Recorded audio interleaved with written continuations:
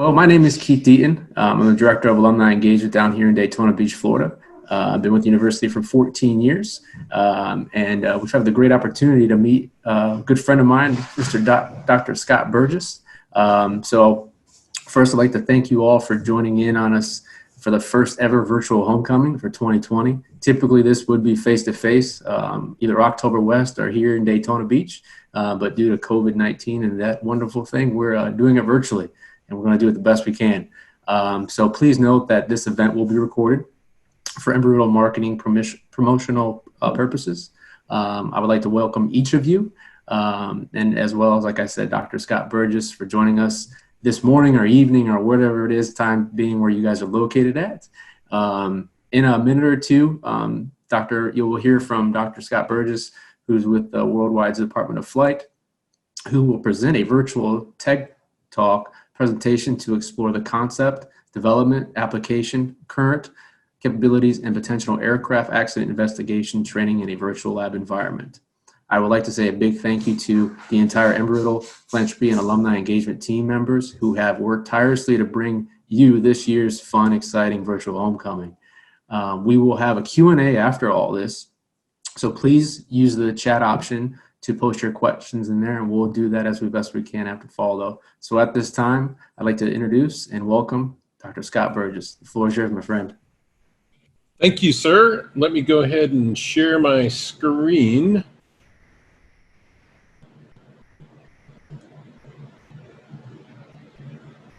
And hopefully this will work. You got the full page view? Awesome, awesome, thank you. Well, hello, everybody. My name is Scott Burgess. I am an alumnus, class of '99 worldwide. I did my graduate degree there, and I am going to talk to you from Central Oregon. You saw the picture behind me, and that's basically the Three Sisters that's right up here by Redmond Bend area.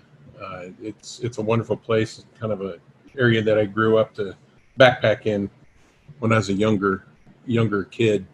I'm going to talk about the use of how we kind of got into virtual labs and use them in accident investigation. It's very fascinating. So without further ado, this is what we'll be talking about, and just kind of give you a little bit of what it's like, kind of the need that we had, how we went about it, and then kind of the plans ahead. So normally I'm at my ranch in Texas. I live out in the middle of nowhere, as you can kind of see from the image on the bottom right, and really is. I can see, I think, 45 miles off my back porch, and I see 4 lights on the ground at night. So we're very, very remote. And so if I had to egress anywhere, that would be where I would definitely go, because we're out and about. My background is I was a soldier, 27 years. Flew helicopters, and then my last duty assignment, I knew I was going to retire, so I asked to go to ROTC land, and luckily was finishing off my graduate degree, so I got to go to Embry-Riddle Prescott, and they asked me to help them start a helicopter program, which I did. Got to create a retirement job, and now 21 years later, here I still am with Embry-Riddle, just in the worldwide side, so I'm enjoying the ride. How did we get to where we needed to have a virtual lab? Well, most of you kind of get the idea of what Worldwide is all about, and we're really everywhere. And so our sister campuses of Prescott and Daytona have, live facilities they can take a class to and go touch and feel bent aircraft. We didn't have that capability. So how could we get to the point of offering something to our students that was equally beneficial to their education and really be able to get a good taste of what the NTSB does every day? And so we kind of thought, well, let's talk about the virtual aspect of it. And what happened was we got connected with an alumnus I'll talk about here in a second, and decided to kind of go down that road on the virtual side of things. And we really kind of rummaged through the fidelity level that we needed or thought we needed to be able to get the message across. and it seemed to work pretty good. So what we ended up with is an aircraft crash lab with a few years later, it was working so well that we also invested in a robotics lab. So we have a robotics lab and an aircraft crash lab. And a few years later, we decided to combine them together. So we did. What we created was a hub, and I'll demonstrate this here in a little bit. And the hub is basically a combination of the two.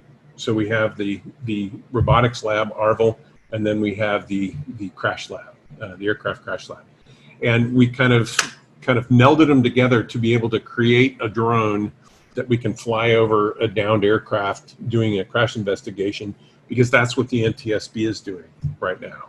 And it gave us really another leg up.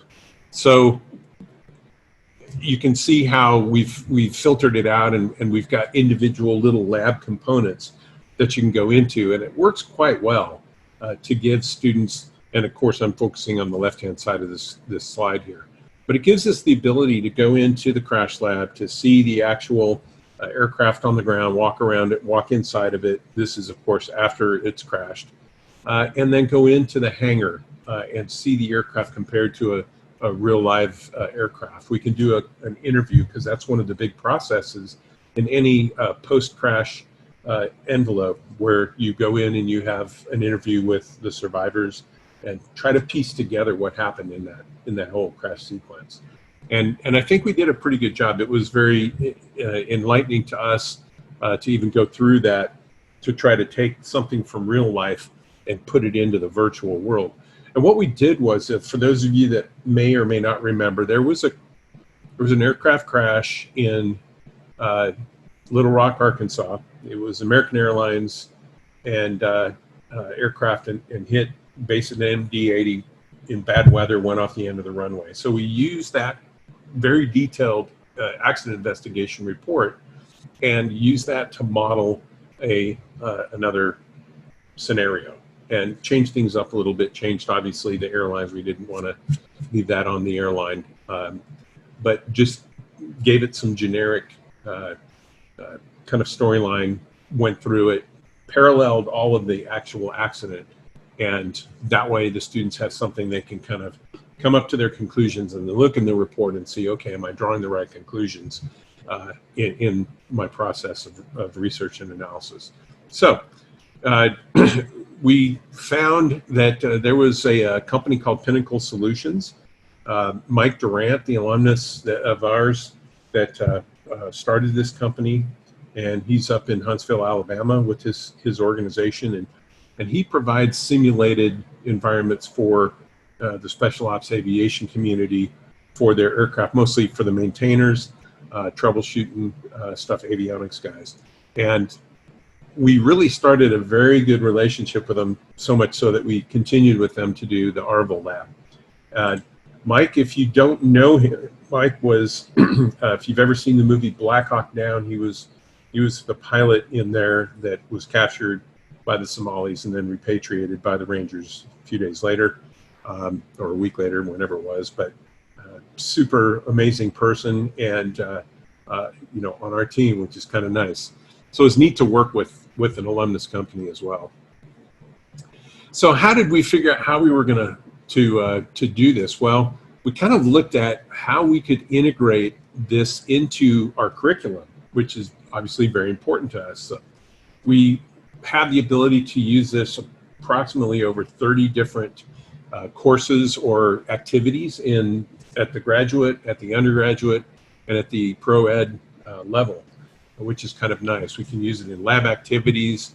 We can do component reviews. We can do demonstrations. We can do the flyover mode. So it's really a lot of capability that we can exploit for whatever the learning environment is.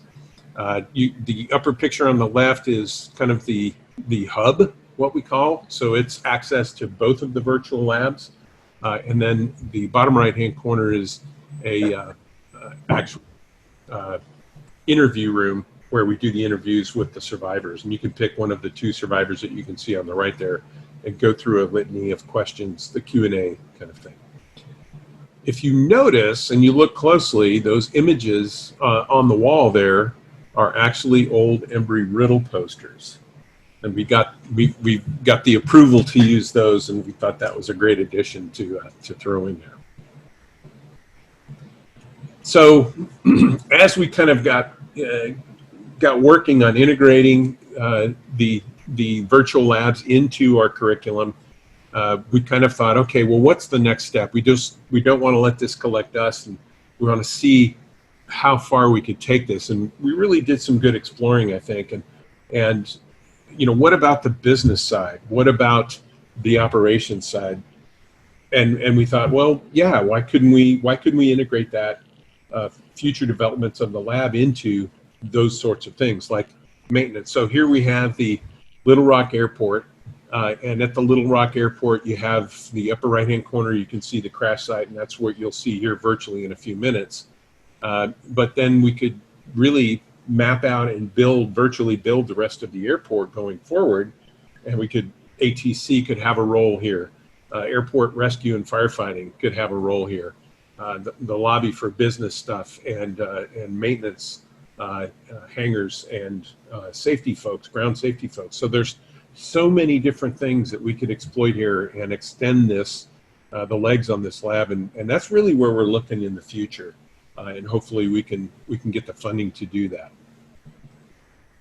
Here you can see an example of maintenance facilities, and we even discussed how we could extend this to outside the university. So for STEM applications where we want to introduce kids in high school to the future of aviation and the different vocations that they could get into. There's just a lot of potential here to do that. So they get an idea of what it looks like and the things that you'd come across and get real intriguing. And I think that's where we're going in the future. We'll be able to do that. On the safety aspect, we have safety programs in our graduate, our undergraduate, our doctoral, and even out there in the pro ed side as well. And there's so many different things that we could do with this lab and extend that safety aspect with OSHA, with aviation safety specifically, with firefighting and rescue, which is another element that we have thought about as well. The PPE that's needed to do a crash lab, what you're looking at here is what the NTSB folks would be doing.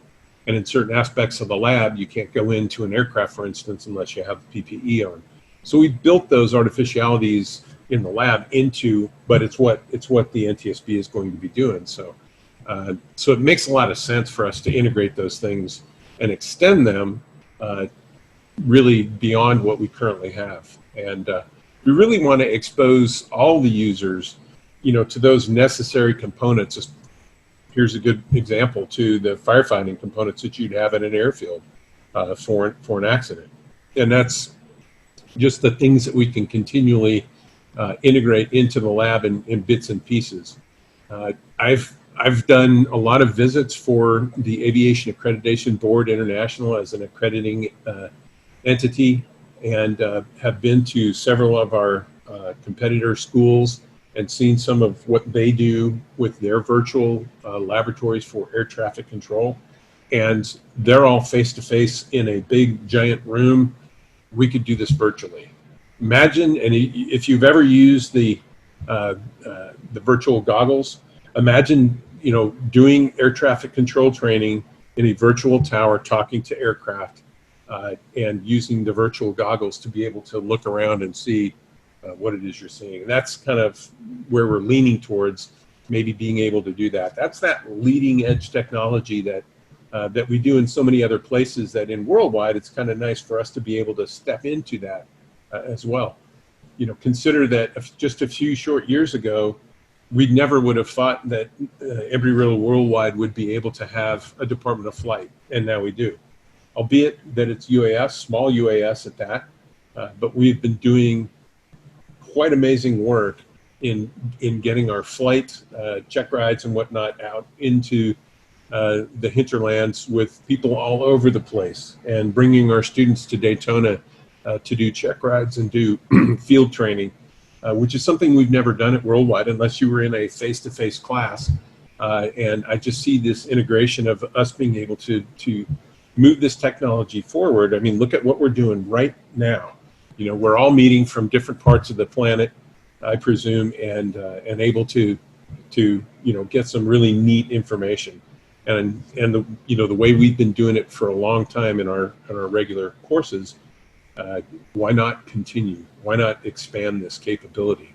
So that's really what we're looking at. Project management is one of our big degrees in Worldwide on the College of Business side.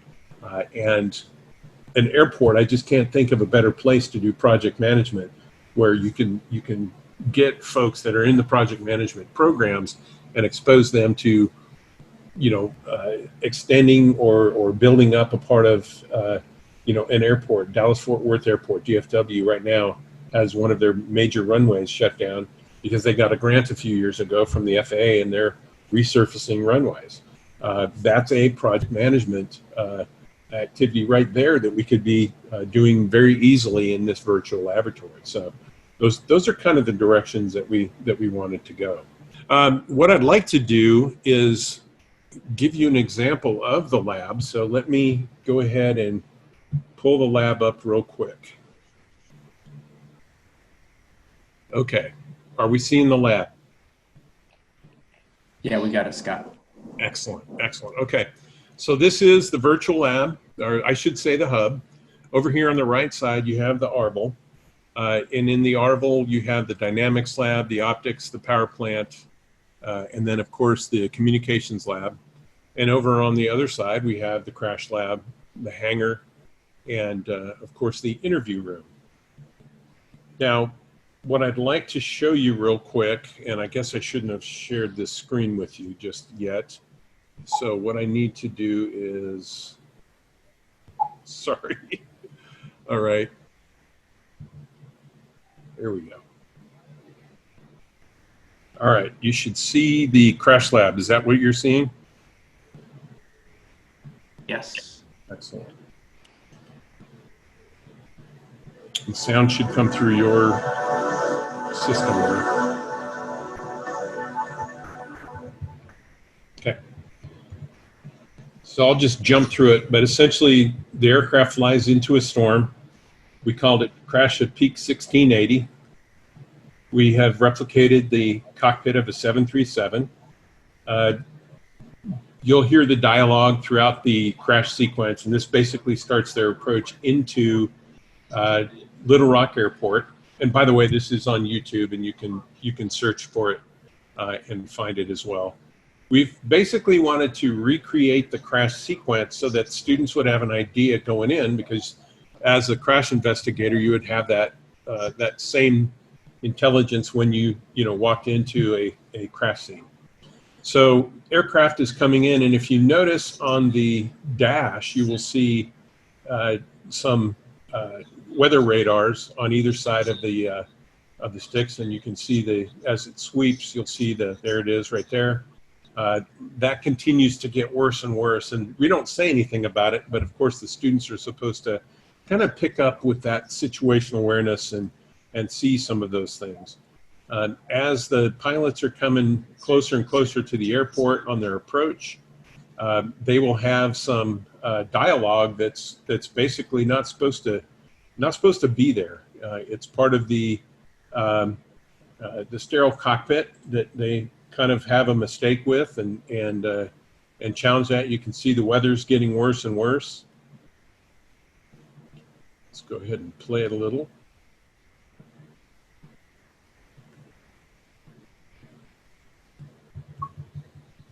Peak 1680 runway 4 right RVR is now 1,600. Well, we're established on the fun. Yeah, we're okay. So do you want 40 flaps? I thought I called it. So right there, you can kind of see the sequence is getting a little out of whack. This continues down. Things get a little bit more intense. We're not seeing the runway probably really well on your systems right there. It is very dark, but it's a night approach. So that's the kind of confusion that you'd have as you're coming in. The aircraft gets in and goes down the runway and crashes. Now, they've been in contact with tower. The aircraft is now crashed. People are running away from the wreckage that survived. And they still don't have, because of the amount of rain, they still don't have good comms with the tower. So they called ARF, the Airport Rescue Firefighters. They send a crew out. They go to the end of the runway on the approach end. Nobody there, so they go to the departure end, or vice versa. Nobody there, and that, you know, we still don't have a fire yet. So they leave and depart the airport surface area and take an exit gate and go down towards the Arkansas River, where they then see the aircraft fully engulfed, and send the rest of the firefighters out to see what actually happened.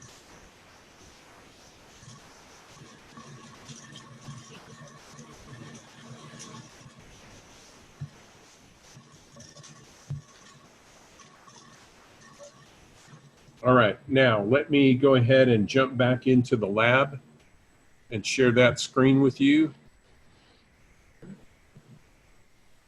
All right, we seeing that? Oop.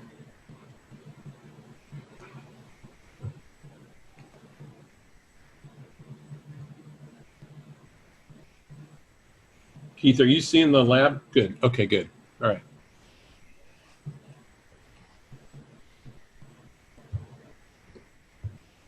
So here is, let me go into the actual crash lab so we can walk around in there. Sorry if it's a little choppy. That's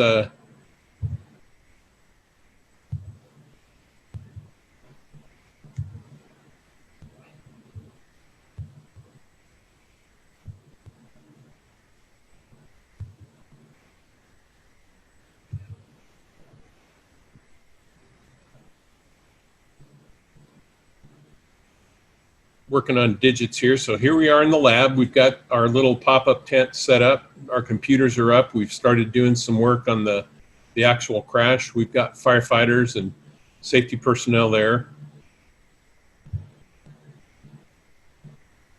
It may be a little bit choppy because of the bandwidth, but I'll do the best I can. You can see here we've got the aircraft laying out as it was. We can go in the aircraft and see it. I can take photos. Now it's decided. There we go.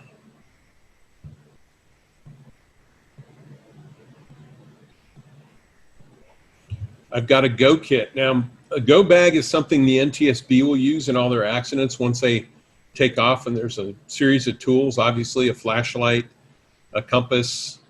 We can set a grid down for when we want to diagram the airport or the actual crash site, and it does a pretty good job, and we can do a top-down look at it. We can turn that off and on. We can look at some of our documents. We can save a lot of documents. These pictures are the actual crash from the American Airlines lab, crash rather. We can don our hazmat suit. You can't see it right now, but in the upper left-hand corner, you can see that symbol. And so if I turn that off, H will turn it off, and that takes away that hazmat suit. I can't go in the aircraft unless I have my hazmat suit on. I can write notes, so we can take it in the lab, which is good, and those are exportable and importable to a student activity. The diagram helps us move aircraft components around the way that we actually see them on the ground, which is fantastic, and allows us to recreate the actual accident site and move different pieces and parts all around. So that works pretty good. Additionally, we have a camera, so I can look at the aircraft here and go with the camera It will take images, even give you the shutter, and then I can go ahead and save those as well. Let's go down and look inside the aircraft. So what do I need to do before we go in? Got to put on my hazmat suit. Once my hazmat suit's on, then I can go into the aircraft. Now, once in the aircraft, I'll try to slow down a little bit because it can get pretty choppy in here. Where you see an E, that's evidence. So there's something there, and usually in the seat pans, it's going to be a broken seat belt. It may be a busted seat back. I think on one of these seat backs is somebody did a face plant, so you can see a blood splotch. You can see some structural integrity problems in the flooring. Again, remember I said that fidelity-wise, we weren't looking for this to be a high-speed gaming type of emulation. We just wanted to have enough fidelity that we could use it as a teaching environment, and it's worked very well. We can see the cockpit up here as well. In one of these, I think one of the pilots lived and the other one did not. You know, obviously, the structure of the left front is pretty bad, so that's our fatality.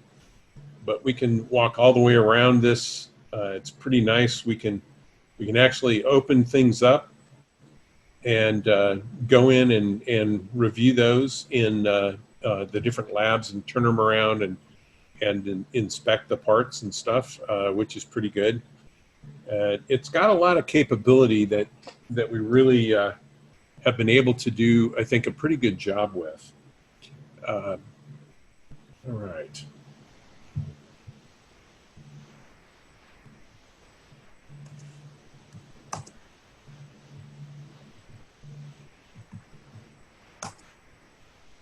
So I want to go back into the actual lab here. Let me do that.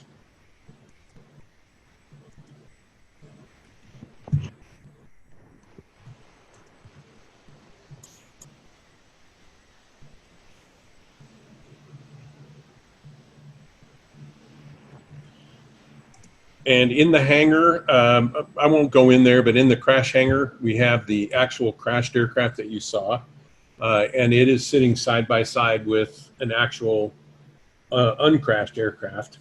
And the students are then able to make contrasts and comparisons to both of the aircraft. Additionally, there is a wall screen that allows you to see the crash sequence.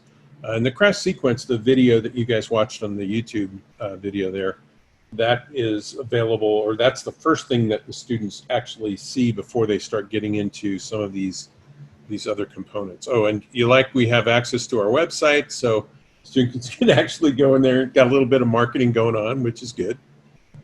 Okay, and this would be the crash interview.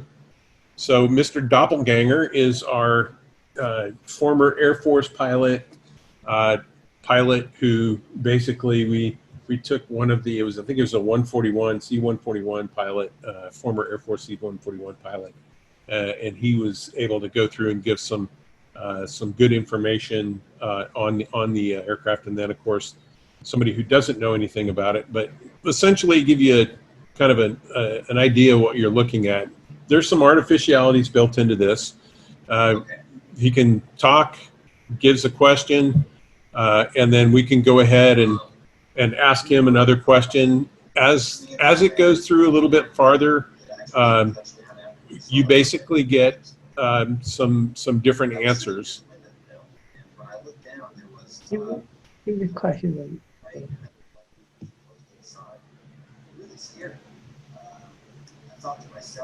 You can write notes with it, but essentially you're able to go through a dialogue with this crash survivor and kind of get more of an idea. And as you go through, it's kind of a decision tree on the actual dialogue that goes back and forth between the interviewer and the interviewee, and then you'll have multiple questions based on the answer that you get after about the first 2 or 3 questions, and it goes forward. It works pretty good, really does. So this lab also allows us to, as I said before, let me come up here to the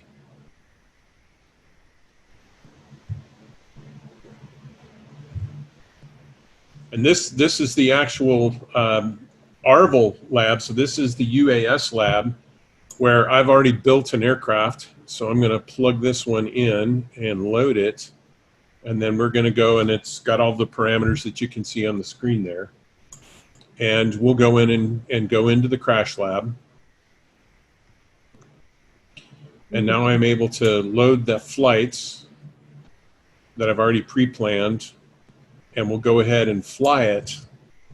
And this was, I think, was a really great capability for us, because now we can offer something more to the students where they're actually doing something the NTSB is doing right now.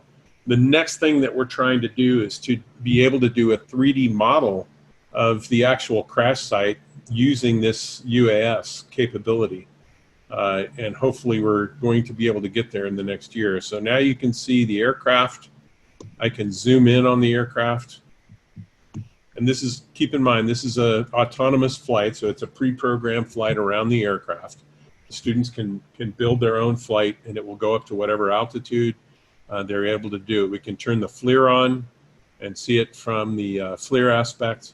We can do the pilot view. So this is the pilot on the ground, where he's able to look up at the aircraft, and then we get the normal view of the regular camera. We can change the wind speed, all sorts of things and different parameters, and change those around. So it gives us a pretty good capability, I think. And you get aerial shots here, which you can see that bird's eye view, what you can do with that, and that's pretty neat to see.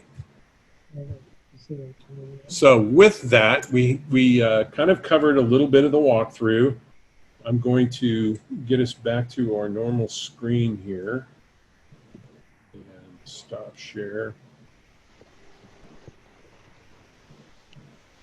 And then I would like to open it up for questions.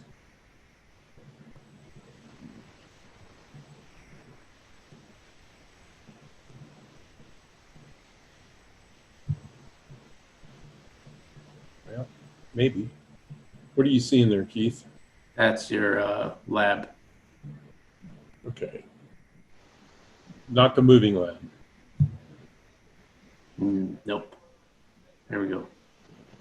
Well, I guess we don't really need to share the screen anymore. We don't have any other slides. So let's, since based on the time, let's open it up for questions.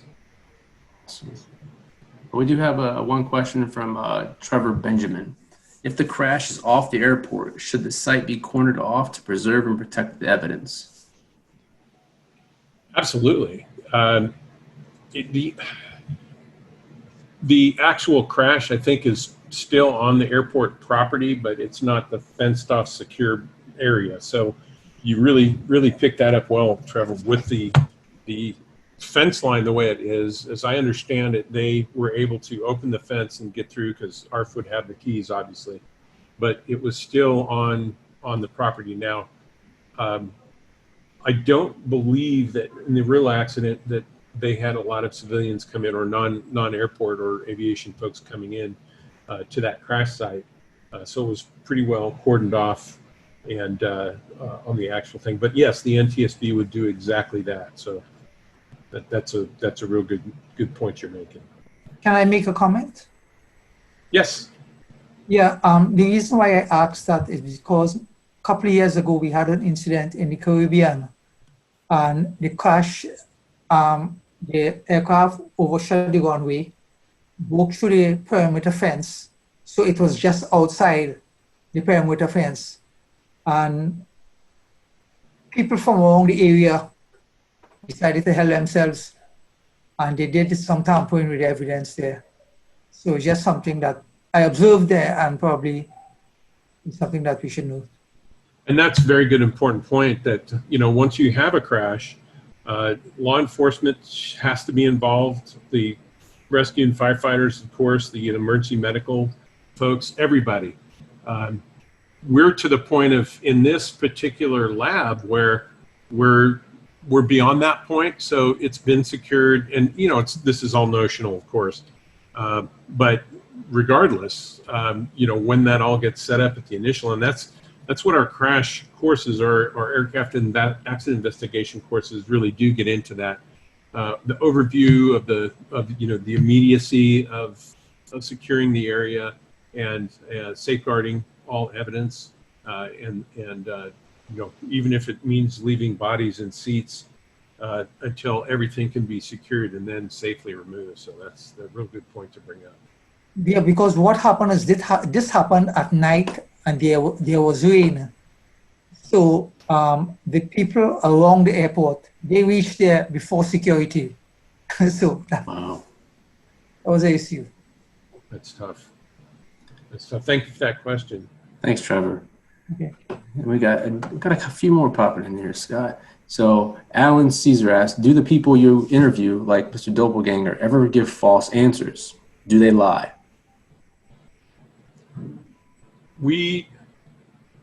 No, not intentionally. What we have in Edwin Schmedlap, and for those of you that were in the Army, you should be getting a giggle.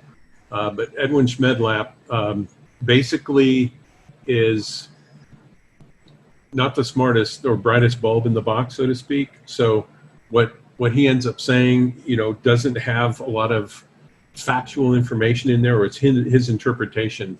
And the idea is to get the interviewer to be able to sift through that and compare that to the other information they get, to be able to say, okay, not completely reliable. But that's good. It might be something good to do in the future if we expand it. Again, remember, worldwide we have a very short time span that we're able to do a lot of these things, and so some of the things that we know we would run into, like a witness or interviewee who's telling a story, we may not have the bandwidth to be able to do that. So, but that's a good point. And we got a couple more. What would be the hazardous considerations prior to team assessing the aircraft crash site? I understand it'll be different based on the accident scene, but in this case, firefighters or coroners, etc. It's a really good point. So that was from Patrick. We did. Thanks, Patrick. The last year, a few of my colleagues and I were able to do some flight tests. And what we're trying to do with drones is to be able to use a sensor to see if there was any hazardous gases coming off of spilled jet fuel. So we got jet fuel, we got a sensor, we made a sling, and we hung it under a drone and flew it over the spilled fuel with the idea of exactly what you're talking about. It was a great research project, and we actually did find some value in that. But essentially, yes, the first thing that happens is, of course, put the fire out so that you can attend to people if they're there, or conducting both at the same time. Then, of course, it's determining what's hazardous. If there's fatalities there, of course, now you have bodily fluids that you've got to watch out for. And every one of those NTSB accident investigators come in there with a full suite of PPE to include, the proper level of mask and even air sensors to be able to test. So yeah, that's the first thing, is they're always looking for that. Spilled fuel is a big one.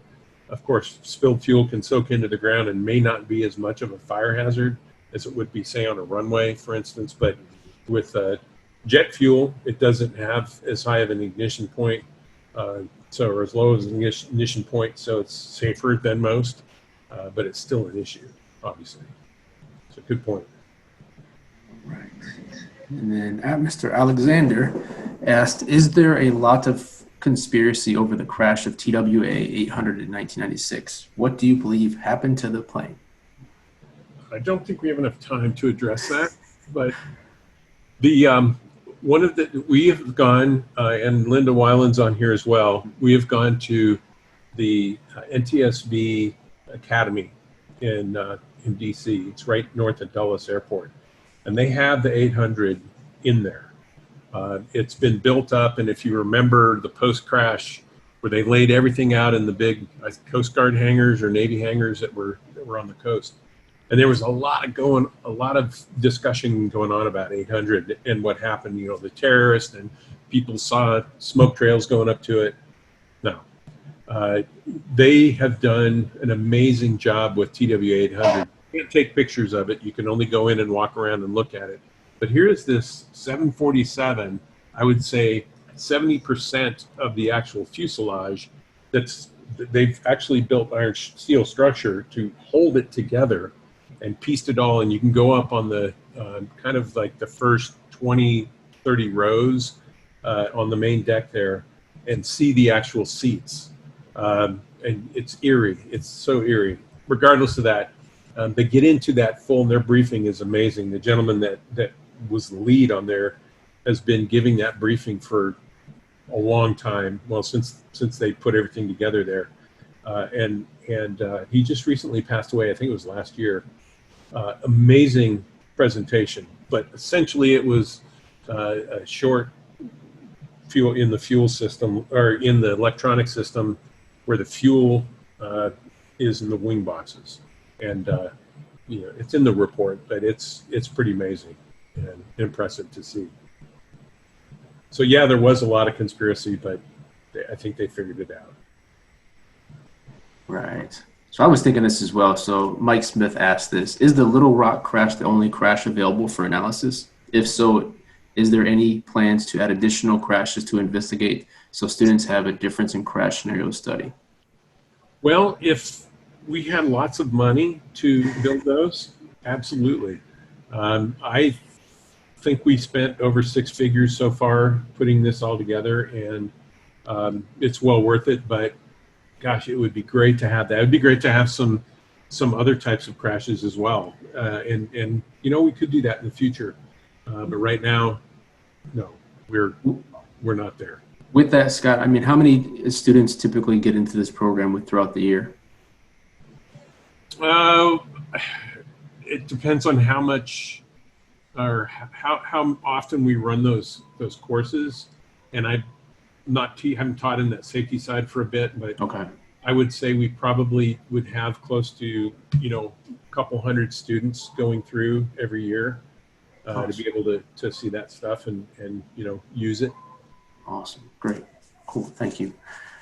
Let me see, make sure I'm not missing any. Okay, that was Mike, and then back to, I think Daniela has a question. yeah, Daniela. How do you take care of the investigators and trauma processing and self-care after investigations? Okay, so there's a lot there in that question. I like that question. Investigators, and I'm not sure, Daniela, if you're talking about psychologically, you know, and how that kind of works in. Okay. I've been through the NTSB investigation course, and they do talk about that. They have psychologists come in. They do an amazing job. And you know, after your first couple of accident investigations, I think you may get a little bit numb to that, but that's your combat zone, right? As an accident investigator, and that's what you do every day. So if you're, you know, not real good with blood and guts, then probably ought to go, you know, to Oklahoma. Sorry if anybody's from Oklahoma. It was a joke. I live in Texas. I had to. So they do, you know, have the counseling available for, you know, on the investigator side. But what I thought was most impressive is how the NTSB sets up the post-crash trauma for families and those who lost loved ones in that crash. And they're amazing. I mean, they have a whole structure set up for that. We kind of scratched the surface on that in our accident investigation course, but just to, you know, kind of let them know that's what they do. And I think that's pretty spectacular. And they're on the ground when the GO team is called in Washington, D.C. Everybody goes and grabs their bag. They're on call. They go to the airport. They get on their business jet and they fly right to the site. And those guys are on the ground within a few hours. Unless it's overseas somewhere, obviously, and that public affairs and trauma capability goes with them. That's pretty good. So I hope I answered your question. Good? Okay, thanks. Good question, Daniela. And Mr. Brown, Tony Brown, is all the evidence in the crash site relevant to the cause of the crash? No. And if you watch the video all the way through, you'll get a sense of what the problems are. The guys never should have continued that approach. They should have done a diversion to another airport, and none of that would have happened. They were landing as a supercell was right over the airport. They got distracted on the way in by having a discussion of what had occurred sequence-wise, and then decided to go ahead and do it anyways. So you're not obviously going to see any of that at the crash site. That's the results of some of that problem in the cockpit, and then just Mother Nature not cooperating, and that's what happened. Now, to extend that discussion, the student's able to go in and look, and if you noticed on the crash site, you saw the main landing gear, one of the main landing gears sitting right there separated from the aircraft, and it's up to the investigators to find out, okay, well, what was the sequence? We have a broken aircraft here. We have wing off on one side. We have the aircraft broken in two. We have things kind of strewn all over the place. How did it come to that? Then you backtrack up, and if you noticed in the image when I used the drone, you could see kind of a scrape along the ground, and that's where the actual aircraft departed the runway, and then they tried to recorrect and get back straight with the runway, and then went through the fencing and then down a slight embankment, and then through the approach lights on the other side. So yeah, as far as that's concerned, not leading up to that point in the crash, you'll see that evidence, but it's not anything that you'd be able to see on the actual cockpit view. So hopefully I answered your question right. Awesome. Cool. Amir, yeah, what's up, buddy? Question for Scott. Yes.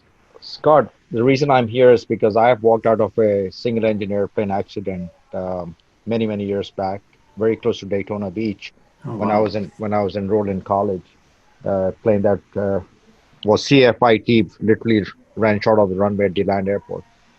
My question is to you is, you mentioned about CRM, cockpit crew resource management.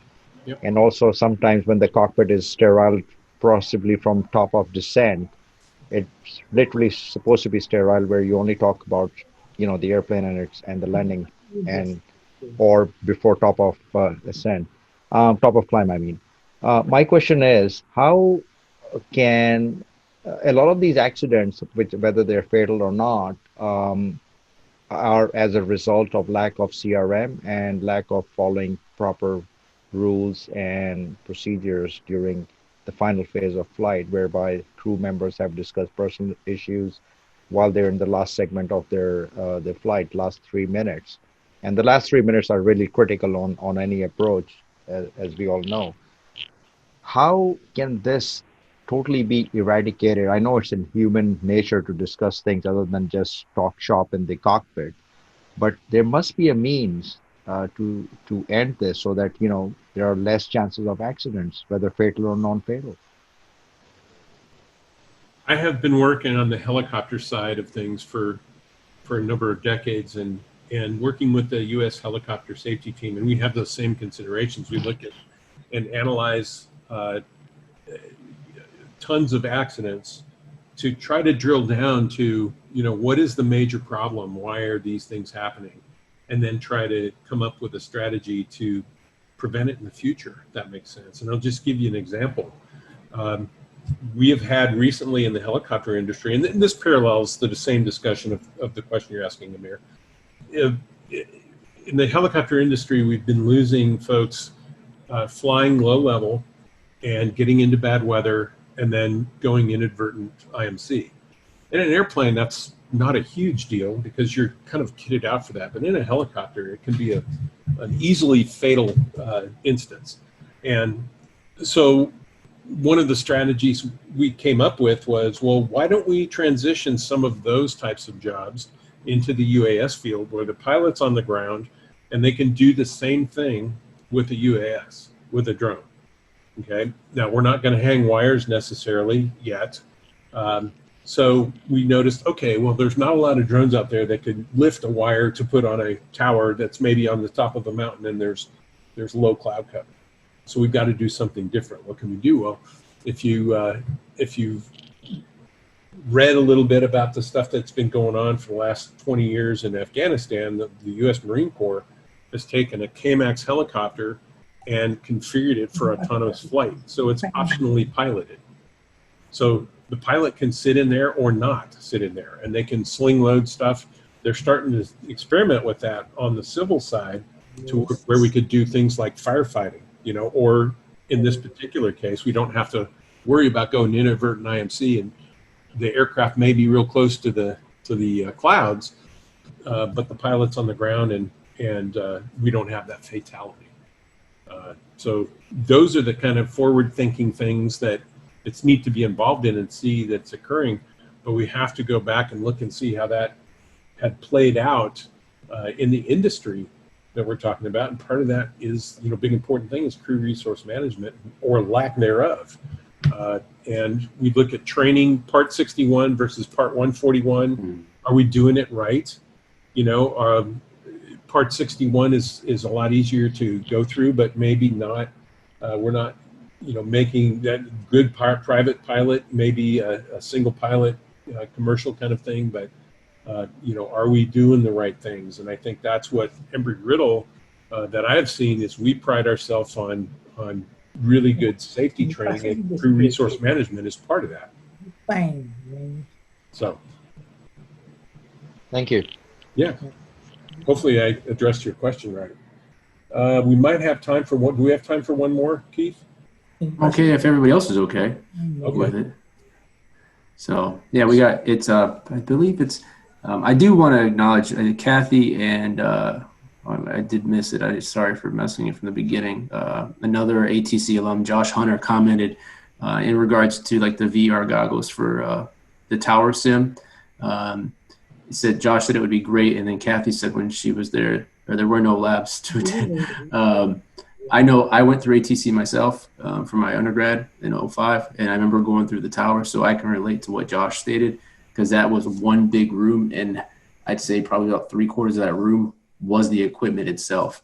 It was huge. So I wanted to like, at least acknowledge them and thank them for posting that. So thank you guys.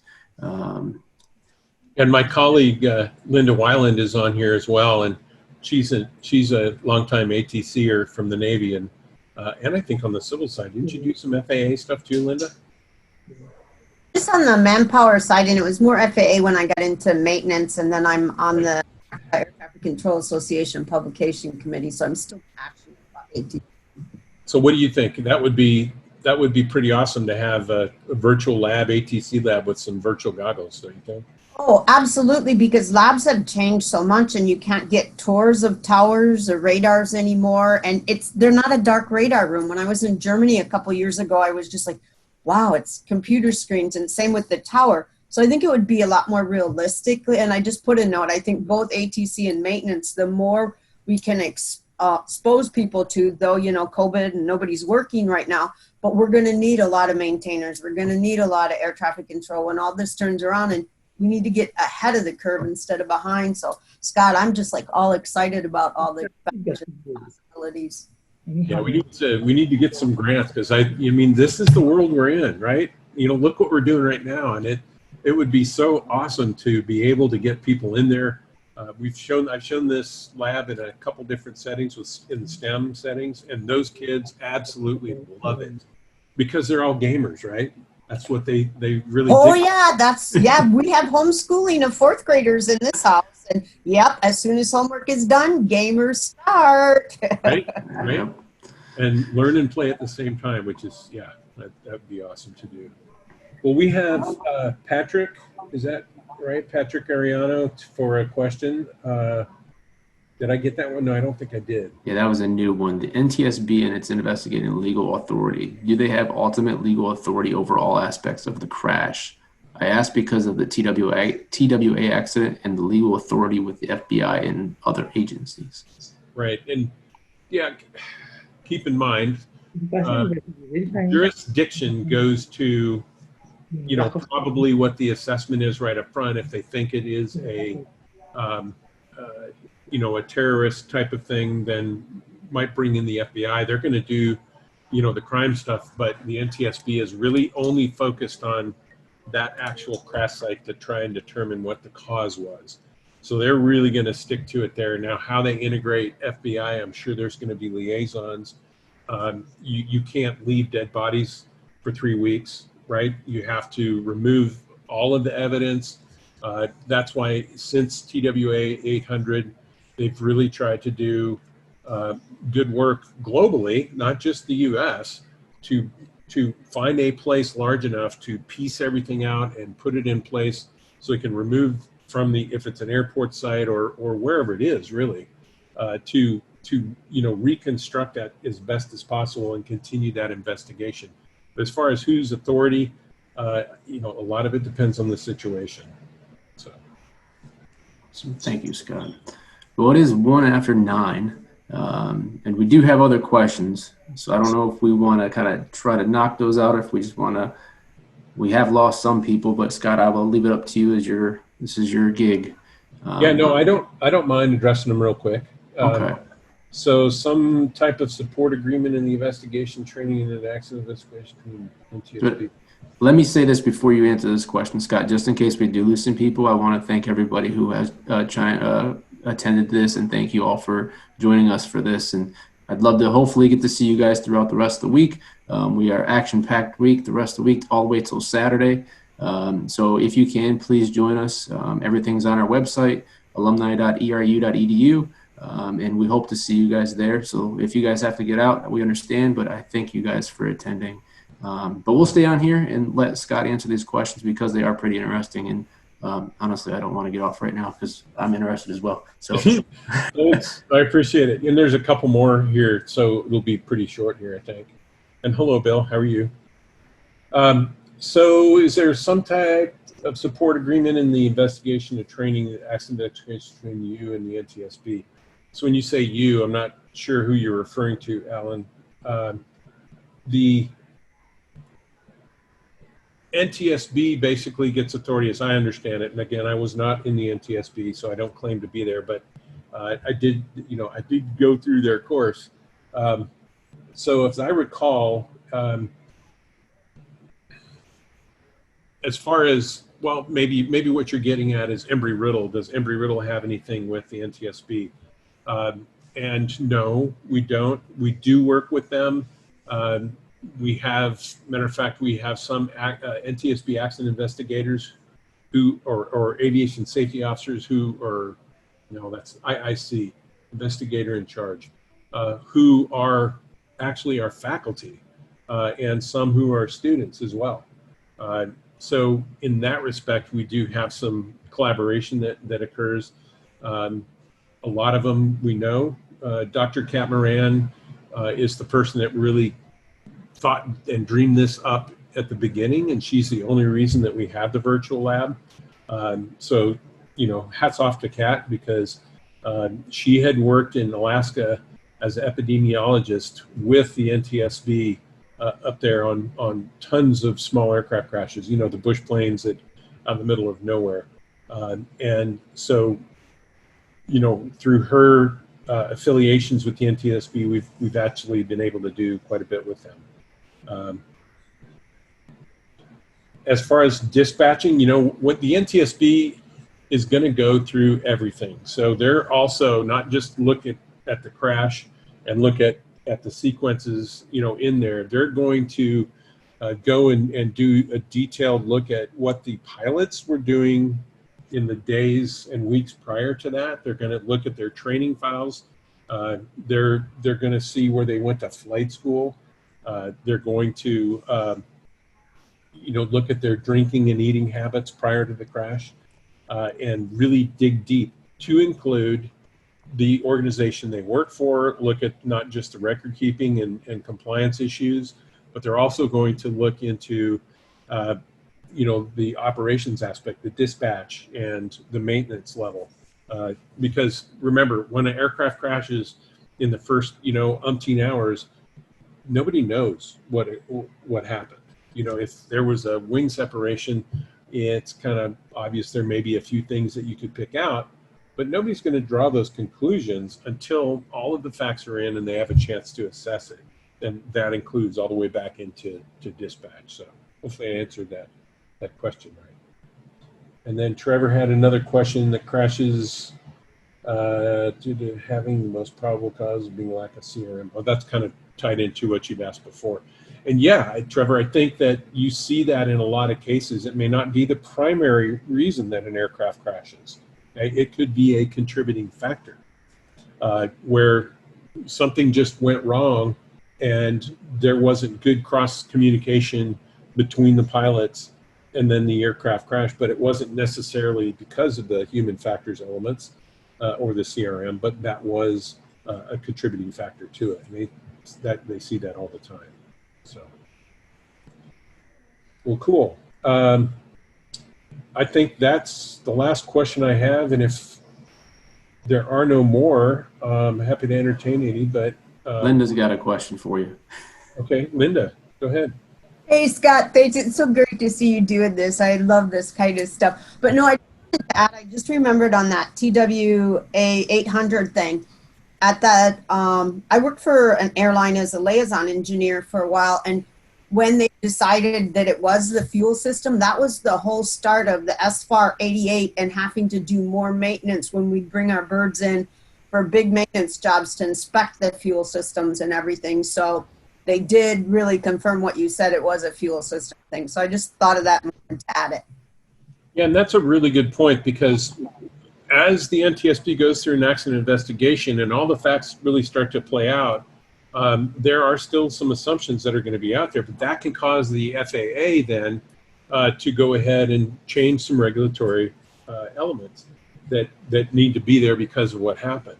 And usually that's going to be supported by not just a crash, but a series of crashes over time that they say, okay, you know, hey, there's some things going on here and trends that we need to try and get rid of. And that, I think, in the helicopter industry specifically, they've done a really good job of figuring that out for what it's worth there. Yeah, thanks. I just thought about that. You're right, it does. And same with the pilings and the aging aircraft. That was the Aloha aircraft accident. So they do end up making changes and regulations as we get more information. Yeah. Thank you, Linda. Appreciate that. So Daniela's got a question, but my security clearance isn't high enough to be able to answer it. How do agencies work together to determine terrorist attack and procedures affecting crashes? And that's going to be that investigatory, you know, chain of events that occurs. You know, 9/11 was pretty easy to figure out with 3 major crashes and 3,000 people getting killed. That was pretty easy one to figure out, and then they could, you know, concentrate. But we learned a whole lot from that whole event, and I think that over time, you know, the intelligence agencies now share information, which helps a lot, so that, you know, when there's a threat, a known threat, and it's near an airport, that they then can stand up some pretty good assets to be able to hopefully thwart a potential terrorist attack. Or, you know, when was the last hijacking of an American aircraft? Right, decades and decades. So we're getting there. Well, before 9/11 happened, of course, and but before that, they really were few and far between. So we're getting better and better, I guess I should say. Awesome.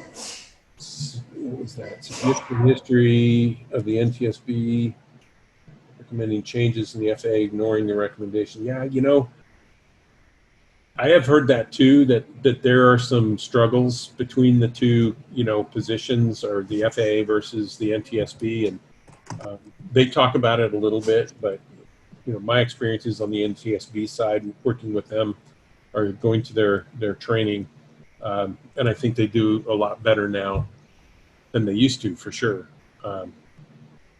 And I don't know if you can add anything to that, Kathy. Do you have something you want to share on the, since you have the Intel Agency in Aviation, do you want to share anything? Well, after 9/11, one of the big reasons that was pointed out that all those airliners were able to be hijacked was because a lot of people had information, and the FBI wasn't allowed to share with the CIA because the FBI is domestic and the CIA is overseas. Plus, local police agencies didn't even know how to contact the other intel agencies. So there was the 9/11 Commission report, and one of the huge fallacies that came out of that. And I worked for the agency from '98 till I retired in 2018. So for 20 years. So I was there during 9/11. When 9/11 happened, I was called out from my desk to the TV hanging in the hallway by the elevator, and somebody said, what had happened, and he was a jokester, and I said, oh, you're just lying to me, and he says, no, really. And then we all watched the second one hit, and then we went to work, and it was all about coordination and what can we do, how can we do it better. And actually, I was in Washington, D.C. when they started with the DNI, the Yep. Director of National Intelligence, when the first one was named. And I wasn't stationed there. I was there for a 2-week seminar about collaborating with other agencies. That was our whole goal. But what I'm here to tell you is that I think the intel agencies coordinate better than the NTSB and the FAA. And I also worked for the FAA for a couple of years too. And there was a lot of animosity, I believe, between the NTSB and the FAA. Just my personal opinion and observation. Right. Thank you for that input. That's outstanding. Yeah, that, like I said, it's kind of backs up what I've heard. But the NTSB was, I think they were trying to be professional about it, so you could tell there was something there.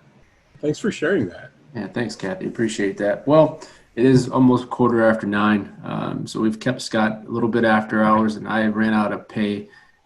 So I don't have any extra overtime money to pay him anymore. So I'm going to have to thank everybody for taking the time to stick around. And I appreciate the questions and the interaction across the board. And Dr. Burgess, I thank you for taking the time for this presentation. It was very beneficial and very knowledgeable and educational for all of us. So thank you, sir. You're a rock star. Linda, thank you. Thank you, everybody, for coming. I appreciate it. So this will be shared. And if I know there are other questions, Dr. Burgess's email can be found on our website. So I imagine that he would be okay with people reaching out to him. So if there are questions in particular to this that we did not cover, please feel free to reach out to him. Sorry, Scott, I'm talking for you. But I thank everybody for taking the time, and I hope to get to see everybody throughout the rest of the week at future events that we hold. So look forward to seeing you guys all, and thank you guys all. Have a great night. Go Eagles. Bye. Thanks, Scott. Thanks, Keith. Thank you, guys. Thank you guys.